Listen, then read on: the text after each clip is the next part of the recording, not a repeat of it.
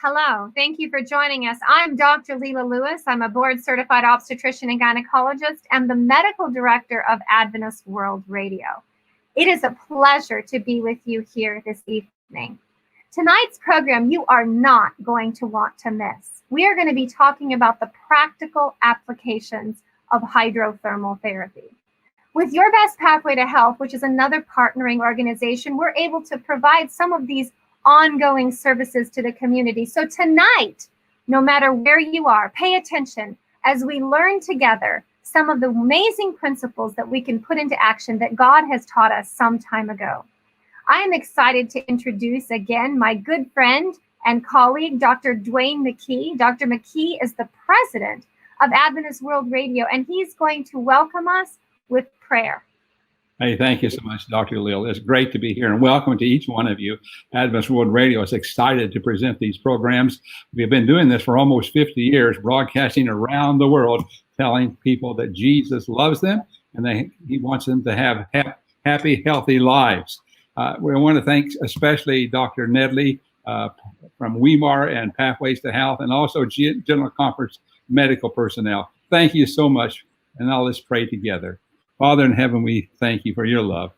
Blessings to each one of the listeners. We pray that each one will be blessed indeed by you, and that they will receive and learn to have happy, healthier lives. We thank you in Jesus' name. Amen.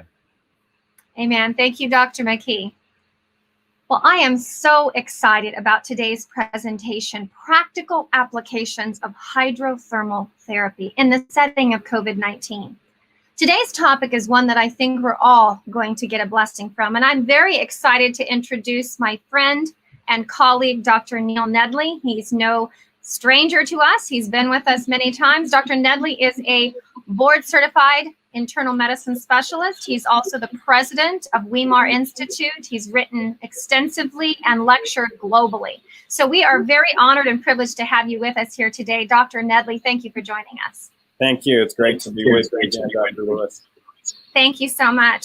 You know, Dr. Nedley, for some time, we've been studying hydrothermal therapy and the effect that it has as far as optimizing our immunity, especially in light of the COVID-19 crisis. Can you just review with our viewers how this helps the immune system? Well, it's very important because most people with COVID today are not being isolated per se. They're actually being sent home if they don't need an ICU or if they don't need oxygen, and told to just stay there and hope for the best, and if they get worse, to come back to the hospital. And a lot of times people just think that they have to just sit there at home, but there's a lot of things that they could do to improve their chances even at this point. And hydrothermal therapy is one of those things. And of course, what it does to the immune system, simply the heat part is going to dilate blood vessels. And the cold part of the hydrothermal therapy is going to constrict blood vessels. And just that simple exercise of dilatation and constriction, along with the heat elements that's being used, because we use the heat much more than we do the cold, actually is going to improve our innate immunity.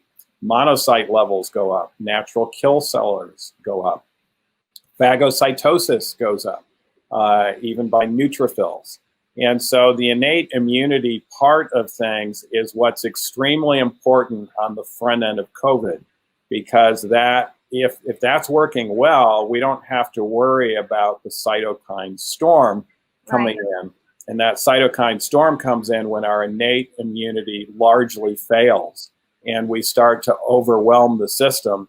And then we start developing all sorts of response against ourselves, as well as against COVID-19. It ends up killing ourselves and not necessarily the virus at that point.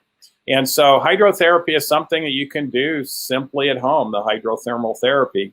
And it is going to not only improve innate immunity, but there's evidence that it can also help even in antibody production, although not as much as it is on the innate immunity aspect of things. Excellent, excellent. Well, along these lines, we've been specifically investigating oxidative stress as a pathophysiologic mechanism, if you will, for this relationship of COVID-19 and diabetes, high blood pressure, high cholesterol, and as of Friday, they've now declared mild obesity as well. How do you see hydrothermal therapy playing a role in this oxidative stress understanding? Well, of course, what happens with oxidative stress is this is where free radicals are actually being produced, sometimes by our own white blood cells to try to kill off bacteria. Mm-hmm. But that can actually cause membrane permeability. It can actually cause dehydration of the cells themselves. And it can actually cause our cells to malfunction. And we start to basically break down the body with oxidative stress. And so not only do we need good antioxidants on board, but we need good circulation. And as I mentioned, with the vasoconstriction and the vasodilatation, hydrotherapy is going to dramatically improve circulation over the area that it's being utilized. And it's also been shown to be very anti-inflammatory, probably due to its effects not only on the immune system, but just in regards to blood flow to the area. And when we get good blood flow to the area, it does help with an anti-inflammatory response, even in regards to something as simple as arthritis. Hydrotherapy to an involved joint can actually produce a lot of pain relief and a lot of anti-inflammatory effect. And so this is something that could be used locally or systemically if we have a systemic threat to oxidative stress. And of course, this comes back into the role of the cytokine storm, which of course is an inflammatory response. So that's fascinating. Yes, exactly. And of course, we would want to do this early enough. We don't have the evidence as of yet, although we're looking for it. And there have been a few trials that are ongoing right now. But we don't have the evidence yet that once the cytokine storm occurs, that hydrotherapy will be helpful. It's certainly not going to hurt anything, and it could be utilized even in that setting. But there's much more evidence on the front end of things, and that is before the cytokine storm occurs and avoiding that cytokine storm with the hydrothermal therapy. Thank you, Dr. Nedley. That's tremendous. Now, you recently produced through Weimar Institute, which you're the president of, some amazing videos on practical applications of hydrothermal therapy. So many people write in, how do I do this? How do I make this practical? And one of your first videos you did was on foot baths. Can you tell our viewers why and when would you specifically want to use a foot bath? Well, a foot bath is one of the most simplest forms of hydrotherapy you can do. And so it is something that if you have the equipment, which everybody can really have as a result of having a good size bucket around in their house and some cold cloths, can do a foot bath. And a foot bath is actually used even for migraine headaches. We have a lot of individuals that come to Weimar Institute and they have severe headaches, in part due to the fact that we're trying to take them off of maybe drugs or even caffeine. You can get caffeine withdrawal headaches, and a hot foot bath will often just completely alleviate that caffeine withdrawal headache, or even if it's a tension headache or a migraine, instead of having to take the triptan that are so commonly used or the other vasoconstrictors that are out there. So we just warm up the feet, and then we decrease the dilatation to the brain and head area with a cool cloth. And this actually helps to balance the circulation so we don't have too much congestion out here, and we have more of the circulation going inferiorly. And this can not only help headaches, but it can also help sinus congestion. It can help upper respiratory types of symptoms, even if we have a common cold or an infection along those lines. And so it's useful in several ways. Excellent. Well, let's watch that video right now.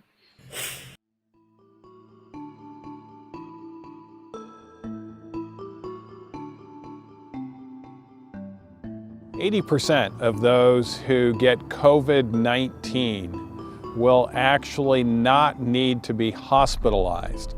But we have been focusing primarily on trying to prevent the infection. And of course, that's a good idea because that will help us not to overwhelm the hospitals with the 20% that are needing those hospitalizations. And then we are focusing our attention on the 20% that actually do get hospitalized, with all of the intensive care units and the need for more ventilators and personal protective equipment for the healthcare workers, and then maybe some drugs, none that are proven yet, that might actually help the situation. There's a lot of attention on those two areas as well. There should be, but yet there's very little attention on the 80% that are told to go home because they don't have hypoxemia and they don't have shortness of breath yet. And they're told to just hunker down, and if you get worse, come to the hospital, but they're not really told what to do. Well, how can you actually prevent being in that 20%? Or is there a way that we could expand that 80% to maybe be 85%, maybe 90%? That would alleviate the hospital system greatly. It would help humanity tremendously. And so this is where we need to focus our attention in helping these people to boost their immune system. And one of the ways in which we can do this is by boosting our innate immune system. What are those things? These are helping our monocytes to work better. Monocytes turn into macrophages, and they actually can eat cells. They can eat bacteria. They can actually present portions of those cells. So our secondary line of defense, the B cells, can develop antibodies against those foreign invaders. And the T cells also can help to destroy these bad cells or viruses that get into those cells, and the entire cell needs to sometimes be destroyed because they're virus manufacturers. And one of the ways in which we can do this at home would be through hydrotherapy. And so instead of just going home and hoping you don't get short of breath, why not do something that's been proven to actually help your monocytes, help your neutrophils, help your lymphocytes? And one of those simple things you can do is being illustrated right now as a preventive measure in a hot foot bath. Boosting the immune system, one of the things that helps our white blood cells and monocytes work better is to increase the body temperature. And for these individuals that have congestion, they have cold symptoms, they have nasal symptoms, as we increase the temperature with a hot foot bath, we also actually decrease the congestion. So it's not only helping our immune system, it is producing symptomatic relief of the congestion. We can breathe better.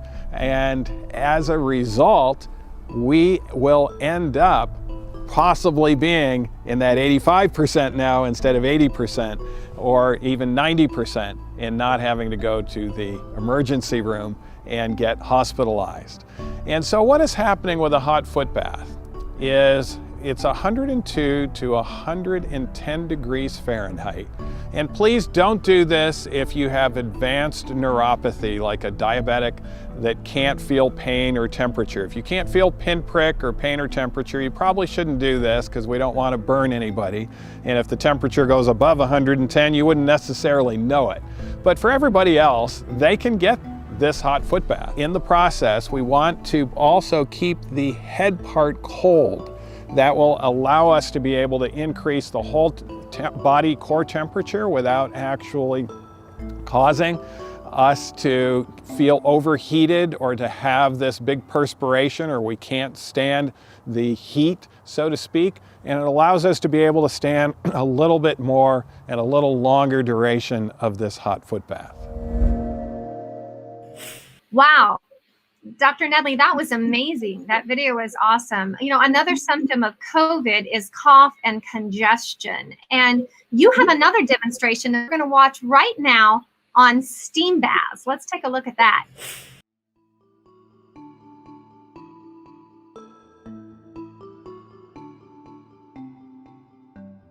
Once the patient develops a cough or congestion and redness, this is a great time for a steam bath. This is where you actually are enclosed in a tent and steam helps to heat things up. This will help your immune system and also help to alleviate the congestion. If you put in a little pine oil or a little eucalyptus oil, that will even help improve the congestion and the cough possibly a little better. And so we want to actually drape a towel over your head, lean over the steam source, breathe slowly and deeply. This treatment can last 15 to 30 minutes and finish with a cold towel on your face for 30 seconds. Dry the skin very well and then rest in a warm bed for at least another 30 minutes. This will help your immune system and give you a better chance that you never have to go to that hospital with COVID-19 positive testing. Well, that was very helpful. Now, Dr. Nedley, can you please tell our viewers how long they should perform a steam bath, and are there any precautions that they could consider before utilizing a steam bath? Well, a steam bath is going to have more of the systemic effect. So this is why it's actually good. This is a good option if you have COVID and you're not needing to be in a hospital. And actually, it can go on as long as you don't overheat per se. And that's why we use some of the cooling mechanisms to do that. But for instance, if you have a pretty severe infection, it actually is helpful to elevate the body temperature some. And even doing, 30 to 40 minutes, as long as you're not a diabetic and you don't have neuropathy. We do talk about some of the things where we need to be more cautious because diabetics with bad neuropathy don't have good heat sensors or cold sensors. But as long as you're not in that category, you can actually take it for as long as you feel that you can take it. And of course, we wouldn't want it to be more than an hour. Now, in the video, there was a utilization of a teapot, and they used an interesting contraption that looked like an umbrella, which I thought was very interesting. Can you use some of these humidifiers that you might be able to get at CVS or a drugstore? Would that be sufficient as well? Yes, the humidifiers actually help the heat to be more than just affecting the skin or the inner layers of the skin. It makes it much more penetrating. And so that's the advantage of the steam bath is we get this penetrating heat that can actually start to affect even our chest and our lung lining called pleura. Excellent. Well, the next video demonstrates hydrothermal therapy utilization in the sicker patient you describe as a pneumonious patient. Let's watch the demonstration on fomentations or hydrothermal therapy in the sicker individual.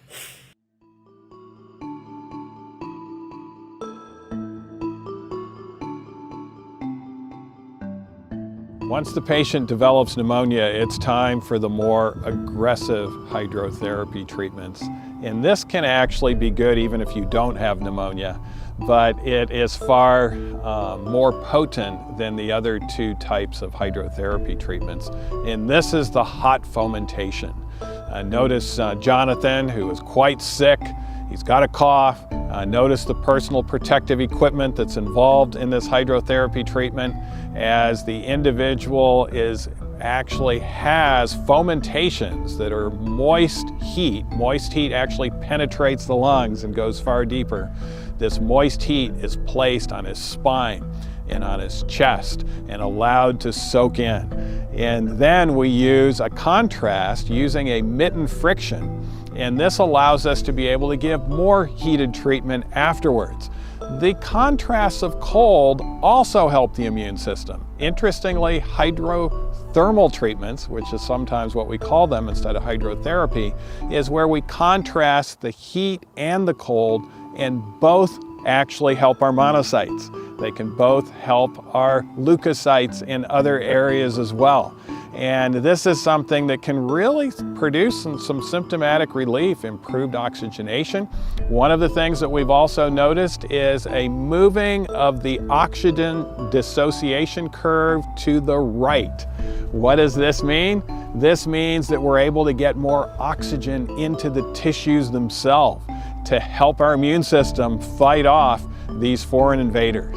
And this is another great way of potentially never having to be admitted to an intensive care unit with COVID-19. If you're doing the hot fomentation treatment at home, this could be done with a towel that it takes in boiling water, or you could actually use a moist towel and actually put it into the microwave for a few seconds to get it nice and hot. There's ways of actually doing these hot fomentation treatments at home. Great. Well, along these lines, we have another video that demonstrates the use of water to alleviate fever. Now, I find this one particularly interesting. Dr. Nedley, I'm looking forward to this one. Yes, well, fever is actually something that can be helpful in an infection, and it actually helps us to be able to combat it. It helps our immune system. But of course, we can get too high a fever as well. And particularly in young children, we can get febrile seizures. And the fever, if it's getting up there 104, 105 degrees, can start actually totally exhausting the system if it lasts for very long. And so, yes, it's something that's even used in hospitals is cooling mechanisms, and sometimes water cooling mechanisms, which are more penetrating than air cooling mechanisms, to help to alleviate that fever. You know, along those lines, Dr. Nedley, you mentioned in the video on the cooling measures, the benefit that you have found in helping mental health patients. Of course, we're seeing this surge in mental health right now corresponding with our COVID-19. How do you see potentially hydrothermal therapy playing a role in the home setting for patients who are experiencing increased anxiety and depression during this time? Well, it's actually one of the best therapies short-term for depression and anxiety recovery. We call it natural shockwave treatments. It's the contrast baths that produce the effect. And it's really a very healthy way of altering the way we feel. You know, many people with anxiety today, for instance, self-harm has gone way up. And instead of self-harming, if they do this, they'll actually have a far better effect than what they're trying to get with the self-harm. And this is not self-harming. It's actually helping your system, your immune system, as well as your brain chemistry by the vasoconstriction and, again, the vasodilation with the heat. And it actually has been shown to also improve frustration tolerance. And of course, there is some frustration sometimes with the shock of the colder aspect of things. And so we combine it with cognitive behavioral therapy and being able to tolerate the normal frustrations of life. And that helps us actually with depression and anxiety. That's excellent. Thank you, Dr. Nedley. You know, there is something else that I wanted to talk about, and that's a follow-up to your question. You know, as we're talking about, some of us might not necessarily be as sick with COVID-19. Maybe we haven't even yet been exposed, but there is a final video that you've created, and I think you're kind of insinuating it in regard to the mental health situation, and that would be the hot and cold showers. Can you tell us just a little bit before we watch this final video on the utilization of hot and cold showers and this holistic approach to physical, mental, emotional, and spiritual healing with COVID-19? We use the hot and cold showers as actually something that healthy people can do to keep their immune systems up every day. And it also helps as far as maintenance therapy after they go through our depression and anxiety recovery program.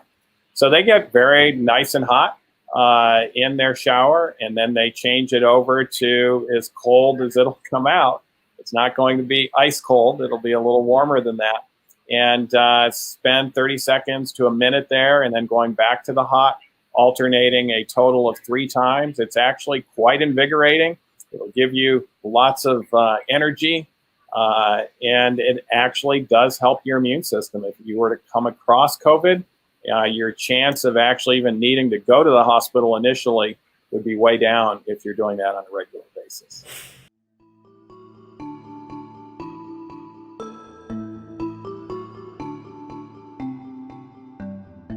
One thing that we have not demonstrated but can easily be done at home is contrast showers. You can get the benefit that way by just getting a nice warm shower. You want to make sure it's high pressure and it's really soaking in. Put it on your throat, put it on your face, put it on your back, put it on your lung area.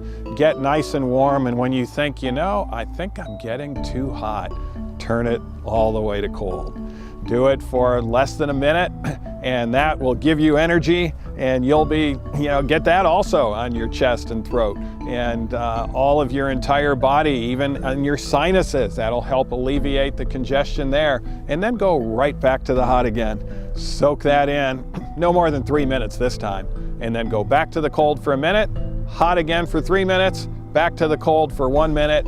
You're through with your treatment, dry off, and rest. And this is something that just about anybody can do in their home if they've got a good shower. Well, Dr. Nedley, this has been an absolute pleasure to have you with us, as always. And I am looking forward to having you come back again. I can personally speak, having attended your wonderful program there at Weimar Institute, that it is a blessing to thousands. And I just want to say a very special thank you to you and your team for what you've done and what you are doing. And we look forward to having you again. Thank you, Dr. Nedley. Thank you. It's been great. Well, that was absolutely exciting to hear all of these practical applications of hydrothermal therapy.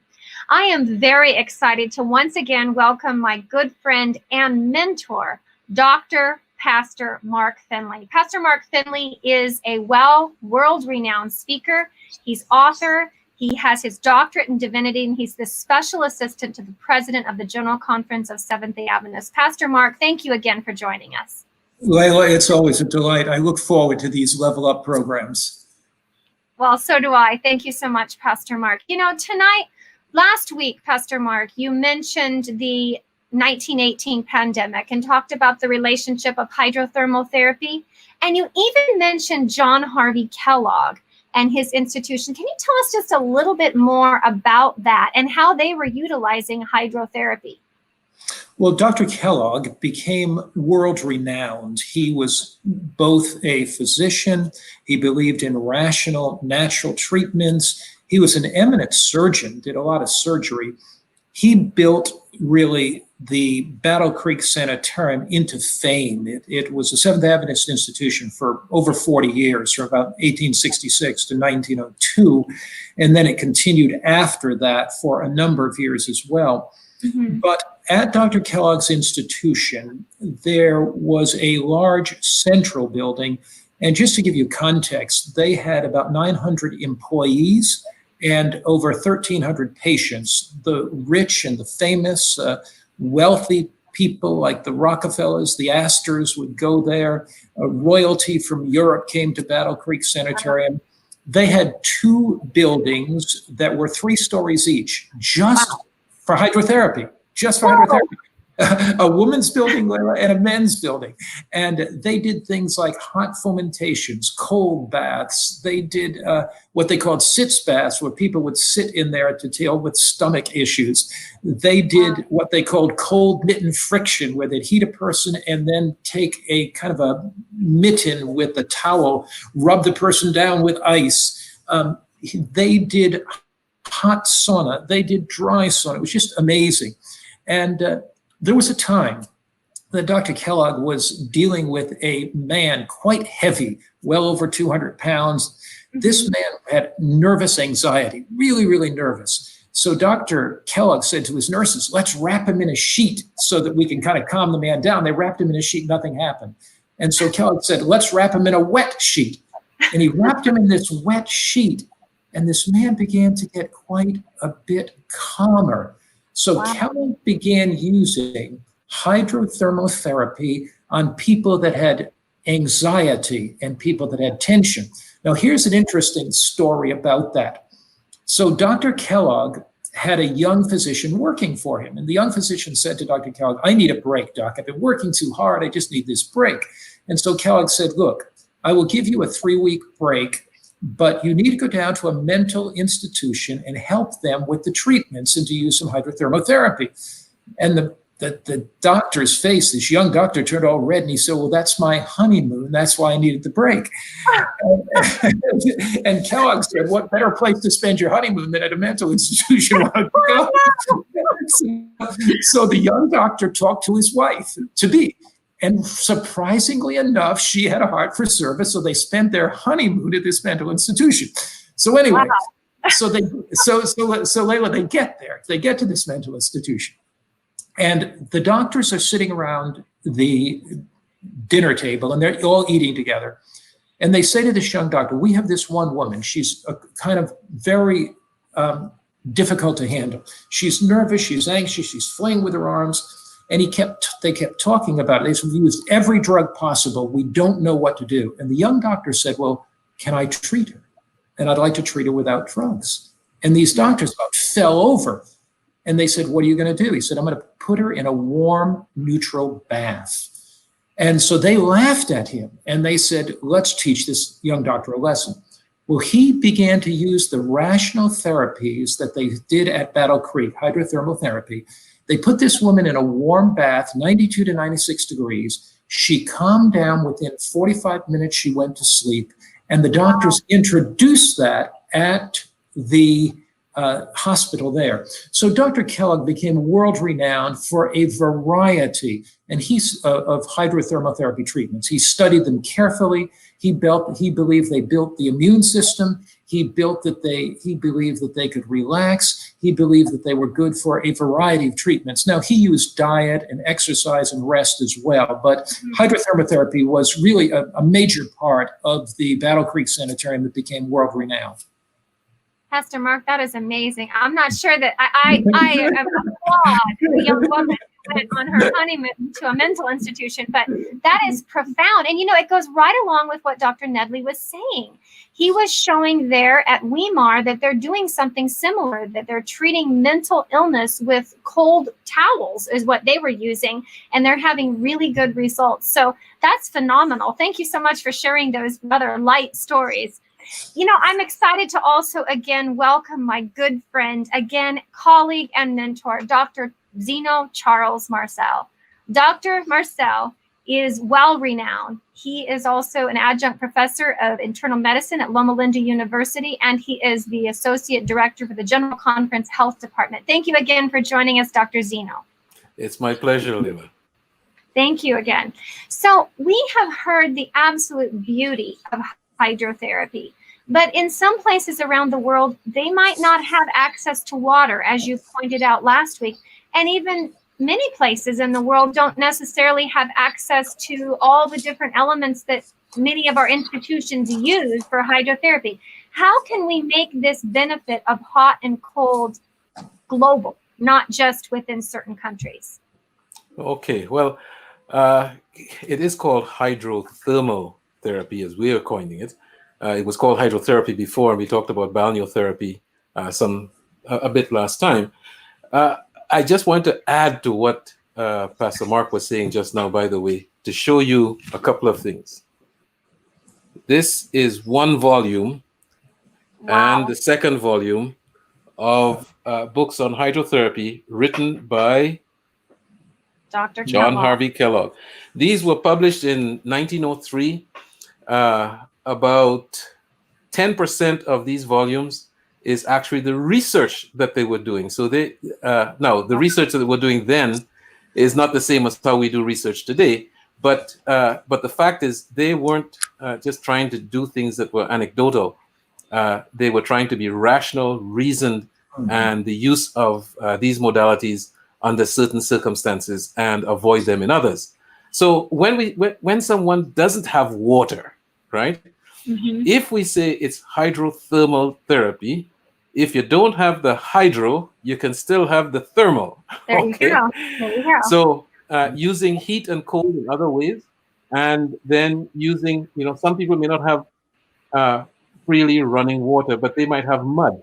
Okay, and mud or fangotherapy it's called, which is a part of balneotherapy. This can also work. We also can use stones, and they are called peloids. So you can heat the stones outside, or it might be cold outside, and you can cool the stones down and use that too. So while water has the special properties that we talk about with the specific heat, it takes a lot of energy to increase the temperature, and therefore it can release a lot of energy and not lower its temperature. This is one of the basic fundamental properties of water. You can use other substances besides water to be able to get some of the effect, even though you won't have the same total effect as if you were using water as a medium. And Dr. Zeno, that's a really good point, because I dare say those sometimes in certain more affluent countries actually pay very good money for mud baths. So there is a true blessing and benefit to God's simple, easily available resources. So thank you for pointing that out. So if it's a condition or something that's amenable to heat or cold, then that can be a substitute. Mm-hmm. Right. Very good point. Now, Pastor Mark, the beauty of the gift of water. Clearly, God gave us a wonderful blessing in water. Where did these sanitariums, Seventh-day Adventist institutions, John Harvey Kellogg, where did the ideas originate from to use, perhaps we might say, hydrothermal therapy? We talked about the Greek baths, etc., but specifically Kellogg, where did some of these ideas come from? Sure. Let me share with you something Kellogg said that I think is really interesting about water, and then I'll talk a little bit about where he got that. In the book that Dr. Zeno showed us, Rational Hydrotherapy, written in about 1903, I think it was, Kellogg makes this statement. He says, water applied externally or internally and at varying temperatures is an agent which more fully than any other cooperates with the healing powers of the body in resisting the onset and development of the pathogenic processes. So Kellogg really believed in water internally. In fact, there were times when people got sick and he said to them, I want you to drink an 8-ounce glass of water every hour. And wow. So he really believed in water internally and then externally, of course, in what we would call hydrothermal therapy. Kellogg was a medical student, and as a medical student, he lived for a time with a woman called Ellen G. White. Seventh-day Adventists believe that Ellen White was given divine insight by God. And in her day, for example, there were those physicians that prescribed tobacco as it would be a healer for lung diseases. And she said tobacco is a slow, malignant, insidious poison, seeing its carcinogenic factors. As an obstetrician, Dr. Lela, you would know the value of prenatal influence. But in the mid-1800s, there was no knowledge of prenatal influence. Ellen White talked about prenatal influence. There were those who had very little concept in the mid-1800s of what we would call preventive medicine. I think it's maybe wrongly termed preventive medicine, but reducing the risk of disease, I think, is a better term to use.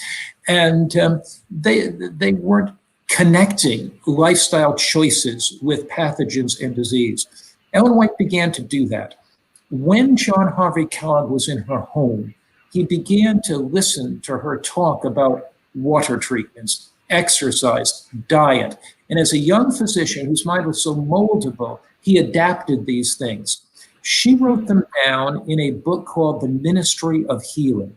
It is an amazing book. It is been considered one of the seminal works on health and healing in America today.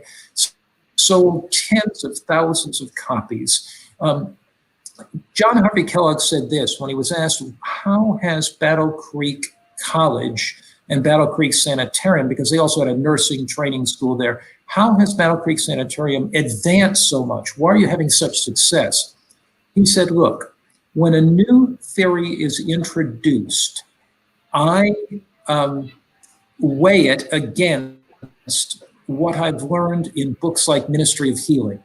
And if it is contrary to that book, I don't adapt it. While others are experimenting for 10 years or 5 years to find out whether it's going to work or not. And he said, if it is in harmony with this book, Ministry of Healing, and the things that I've learned in divine revelation, I adapt it. And he said, I'm 5 to 10 years ahead.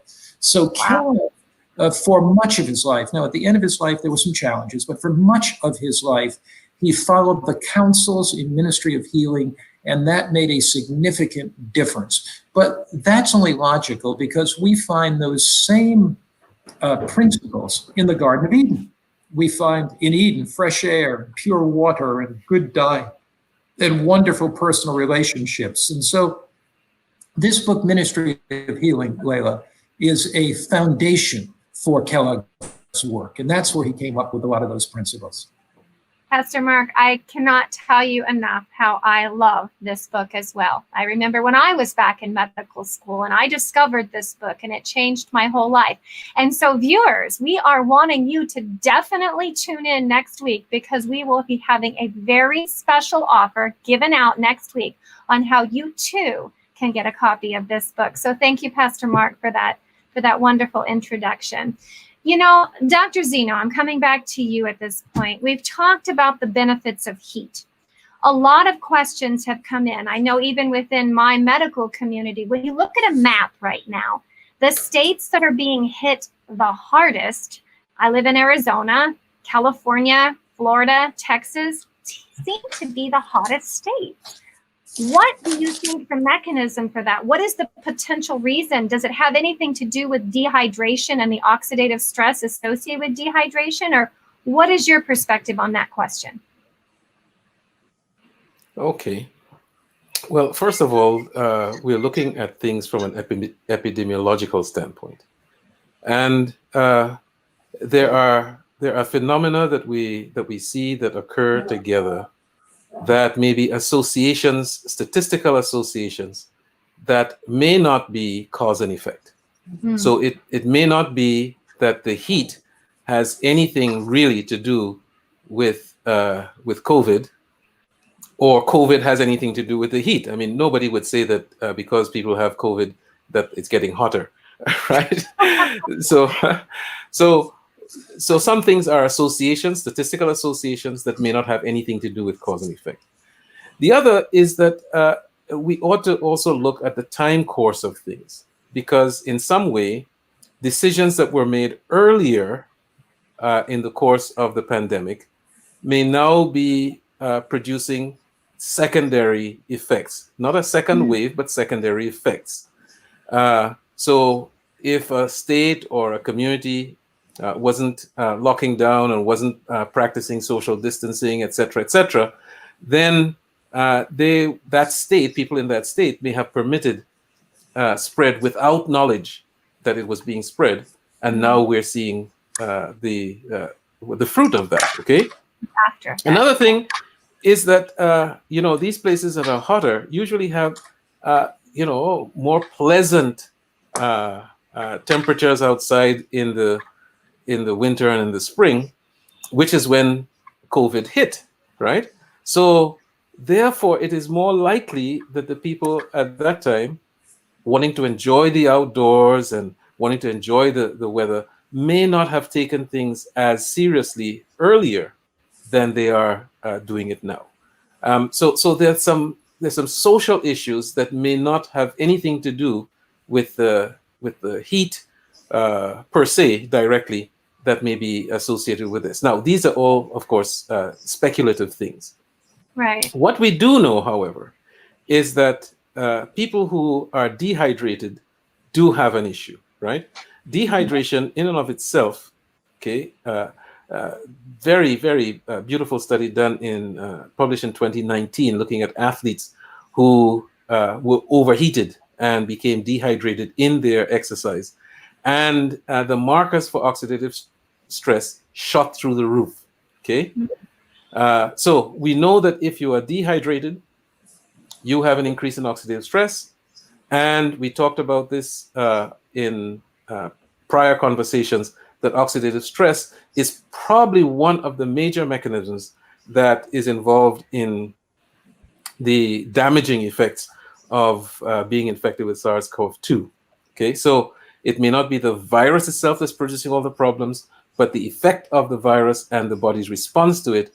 If you have a state of oxidative stress and you have increased amounts of reactive oxygen species or free radicals, and you don't have a compensatory increase in antioxidants or antioxidant enzymes, then that imbalance produces this situation that may be seriously affecting the course of people who are infected. So now that's the bad side of it. Okay, the good side of it is that when you rehydrate, you decrease the oxidative stress.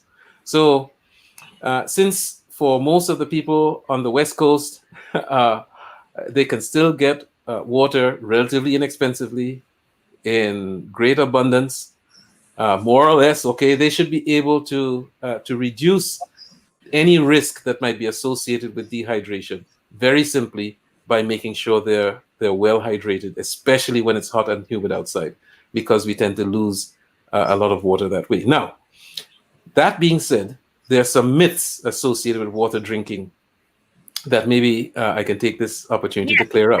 Okay, for sure. One of them is that some people are actually saying, and I saw this on the internet, that the water might be a transmitter for the virus. There is no evidence of this whatsoever. As a matter of fact, whether the water is chlorinated, whether the water is salted, like in the ocean, or whether it's fresh water, this is not a transport mechanism for the virus. Water itself is not a problem. It's not risky to be in water. However, people tend to congregate around water.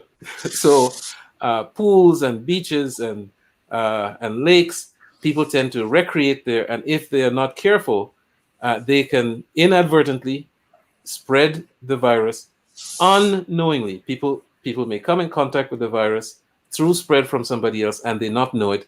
And 2 weeks down the line is when they now have a problem that can be linked back to their exposure at that time. Not the water, but to the people. Mm-hmm. Second myth is that drinking water may decrease the infectiousness or even the viral burden in someone who might be infected. This has no base in fact, okay? The water does not flush the virus through the system. Water does not help the stomach to destroy the virus. No such thing. So that was floating around the internet for a while. It went away and then it came back as if somebody resuscitated the idea. Well, that is not true. Okay. A third issue has to do with dehydration itself. And this one is true.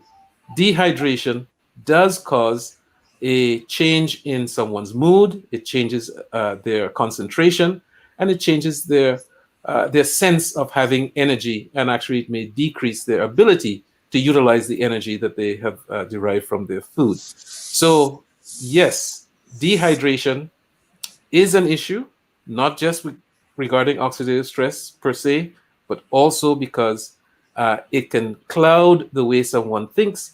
And instead of remembering to drink water, they may just bypass it, thinking that everything is okay. So the suggestion and the recommendation that we have is that you even measure your water. Now, I have a tendency to forget to drink water unless I'm thirsty. Since I'm at home, my wife, she would bring me my water so that I keep up with my own hydration. Not everybody has that, but when I'm at the office, I fill up my containers and I just drink and get it down. Okay, and I tend to front load my water intake so that by the time it comes around to evening, I don't have to be thinking about I didn't drink enough water and then I have to be up at night using the restroom. So front loading is good. Having reminders is good. Even on your cell phone or whatever, put an alarm there to help you remember that drinking water is a good thing.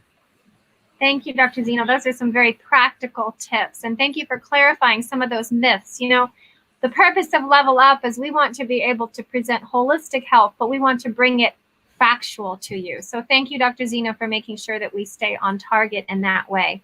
Yes. You know, Pastor Mark, I want to come back to you. You talked a little bit about the gentleman who actually, it was Dr. Kellogg, the gentleman who was having a little mental health breakdown, and the utilization of the cold wrap. And Dr. Nedley, like I said already, mentioned something like that. You know, in COVID-19, we are seeing a surge in mental illness corresponding with the COVID-19 cases. Why do you think that's the case in our society today? Well, Lela, it is, I think, factual that we are seeing more anxiety, more depression, more mental challenges because of COVID-19. There can be a variety of factors for that. One is that some individuals are unemployed.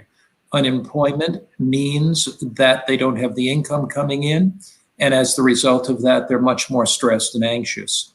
Mm-hmm. There are other people who are socially isolated. By nature, they are very outgoing people, very warm, very friendly, and the social isolation or the quarantine can lead to discouragement, depression, etc.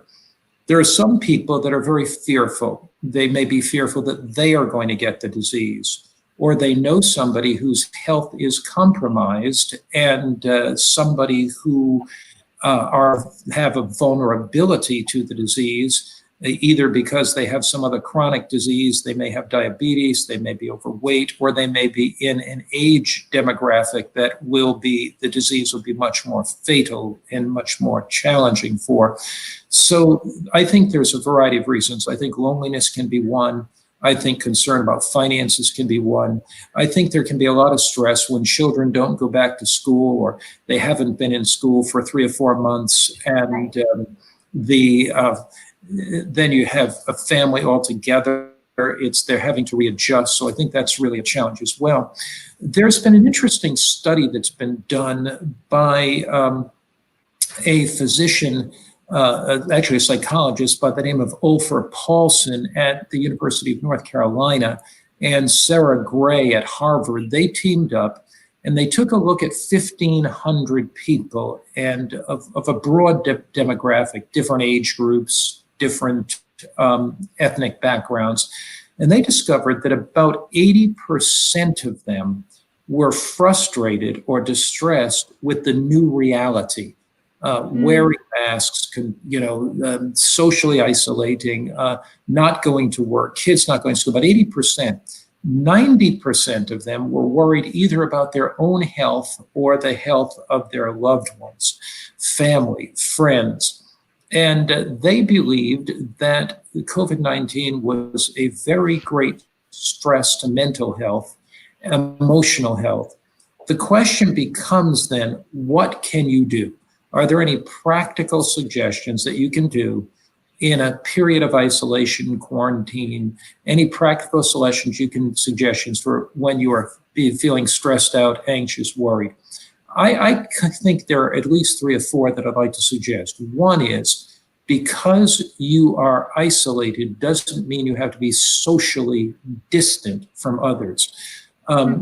Using the internet to contact your friends with email, messaging them, using the telephone, I think making conscious steps to take in, to be in contact. One of the things our family has done a few times during COVID-19, because I have children living in different parts of the country, is we've had family Zoom calls where people get together. My sister, for example's new boy had a 1-year-old birthday party, and we participated from all over the country in that 1-year-old birthday party. We saw him eating his first birthday cake. It was just really neat, and it brought joy to us. So isolation or quarantine does not have to mean social distancing. We can bridge that gap through technology. There's a second way that I think we can do that. My wife and I, have a family that we have known for a number of years.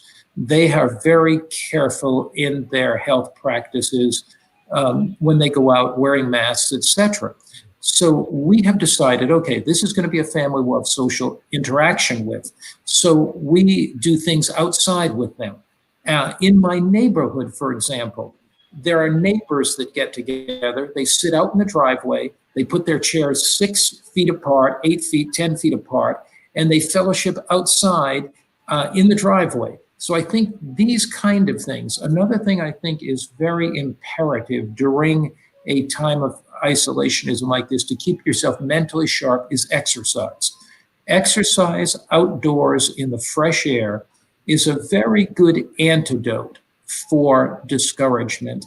You get out, the sky is blue, hopefully, sunshine, deep breaths, and taking exercise, I think, is very helpful. So these 3 things at a time of social isolationism and the mental health issues. Number 1, maintaining contact electronically as far as possible.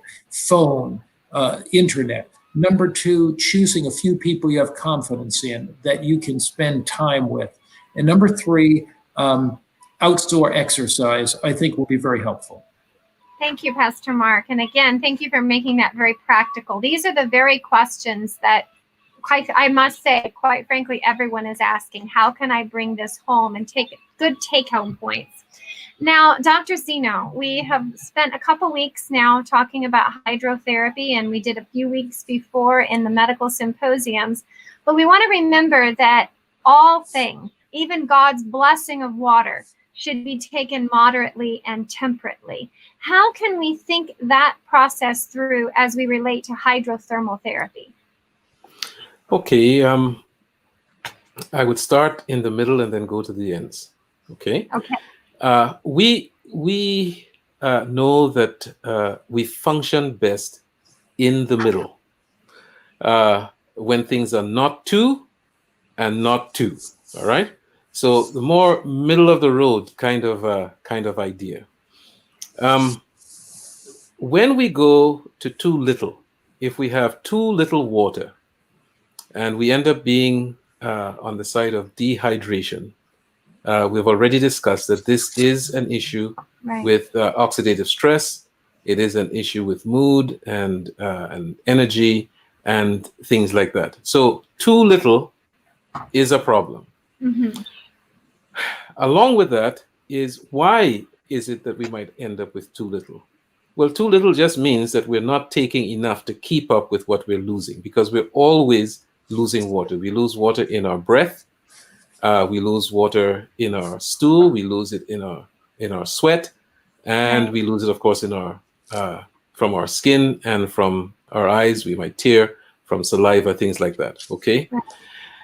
People who exercise a lot, they would lose more sweat, more water, and we need to know that doing exercise out in the fresh air, as Pastor Mark was just mentioning, is a good thing. But if we sweat a lot, okay, we're going to lose more water, and rather than becoming dehydrated, we need to take more water. But sweat is not just water. Sweat also has minerals in it. So we need to be cognizant of the fact that replacing sweat with just water and not having the minerals as part of your meals or your food to compensate for what you have lost, pretty soon you'll end up with issues. You might end up with headaches and cramps and things like that, which may appear like COVID, okay? Because people get dry throat, they may get headaches, they may feel listless and have no energy, and they might think that this is COVID when in fact it is not. It's dehydration,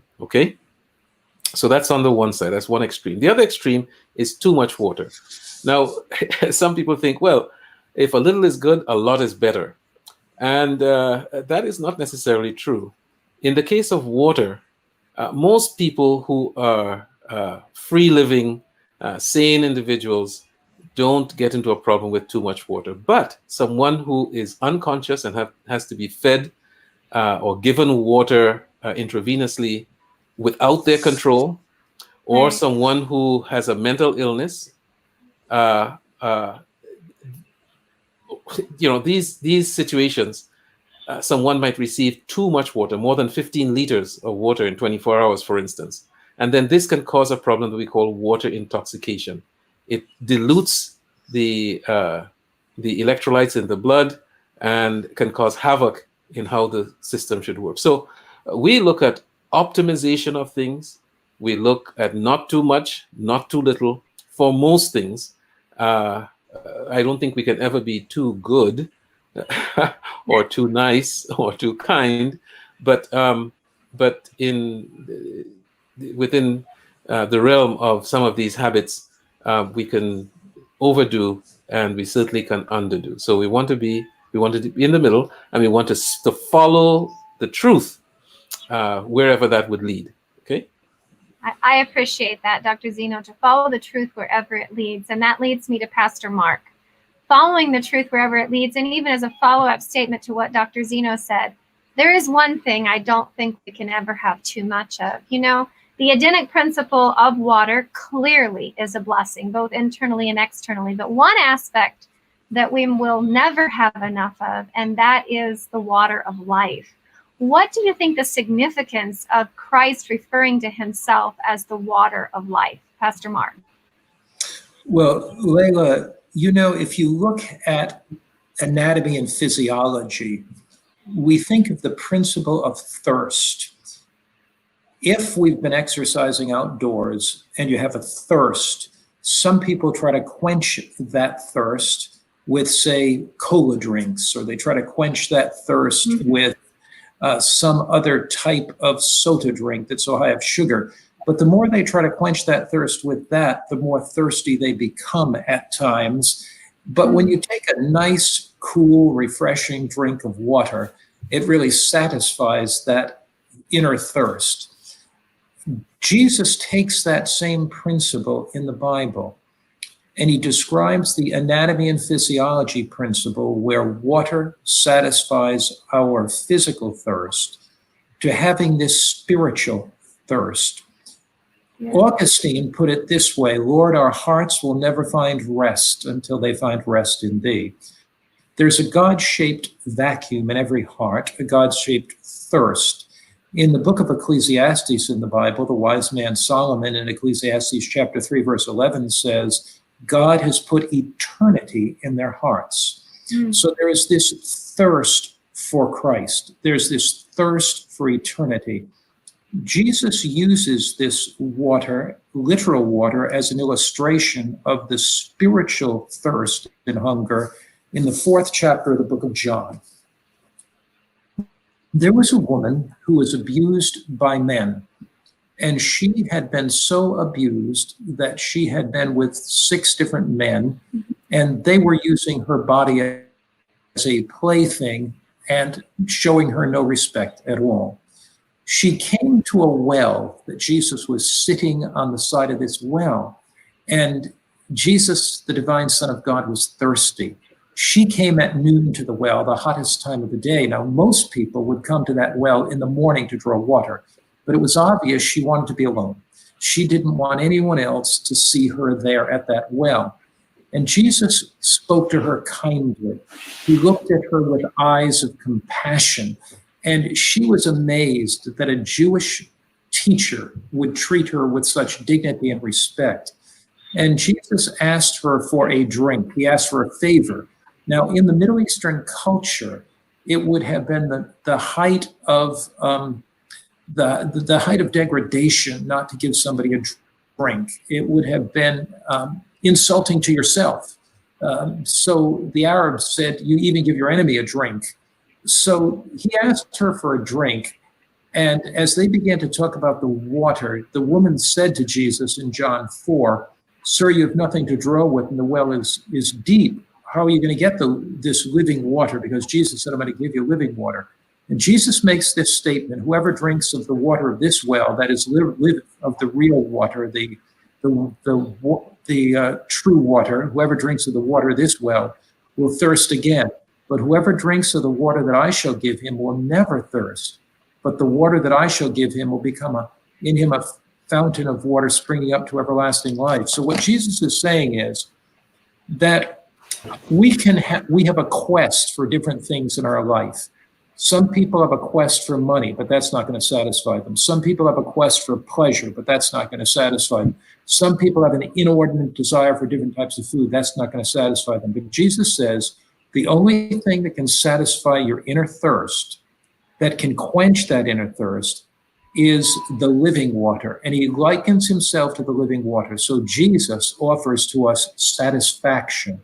Jesus offers to us the fulfillment of our dreams and our hopes. He offers to us himself in relationship that puts everything else in life in perspective. So he chooses the symbolism of water because every one of us are thirsty for the divine. Every one of us are thirsty for eternity. Every one of us are thirsty for reality and for the things that really count. And Jesus said, this is really counts. Wow, Pastor Mark, that is so beautiful. How can we each have a drink from that eternal water, the water that flows from the throne of God? How can we be assured that we can have that water even today? Lela, it is not complicated. It is a simple act of faith. It is simply coming to the point in your life where you've tried a variety of things. Maybe it's fame. Maybe you've gone to medical school, for example, and thought that serving others in medicine would bring you the deepest joy, and you do that, but yet you feel kind of burned out. You feel kind of empty inside. Maybe you've thought about buying a home, and that would satisfy that inner need, but maybe that's not there. And you feel this something. You can't put your finger on it, but you say, there's something in my life that's missing. I'm not sure what it is, but there's something missing. At that point, Jesus makes this statement to you, come unto me, all you that are burdened and heavy laden, and I will give you rest. Take my yoke upon you and learn of me, for I am meek and lowly in heart, and you shall find rest to your soul. Basically, what Jesus is saying to us is, I will meet the inner needs of your heart. And it's a simple act of faith, where we simply say, Jesus, by faith, I believe you are the living water. I don't understand everything. All my questions are not yet answered. So you don't need to have every question answered for your heart to believe. You still can reach out by faith and say, Jesus, I'm going to give you a chance. I'm going to trust you. And I suggest people getting the Gospel of John and just beginning to read it. Don't worry about all the things you don't understand. Just read it. Absorb the things you do understand and allow the living Word of God to fill that inner need and allow that to change your life. Thank you, Pastor Mark. Do you have any closing remarks and prayer for us this evening? Knowing Christ is not complicated. It's a simple act of trusting in the one that loves you more than you can ever know, the one that wants to fill your life with abundance. Jesus said, the thief cometh not but for to steal, kill, and destroy, but I've come that they might have abundant life. That abundant life is a life of physical health. It's a life of mental well-being. It's a life of social relationships that are whole. And it's a life of spiritual relationship with God. Let's open our heart just now and pray. Father in heaven, how thankful we are that you care for us, that you love us, that you want us to have that abundant life.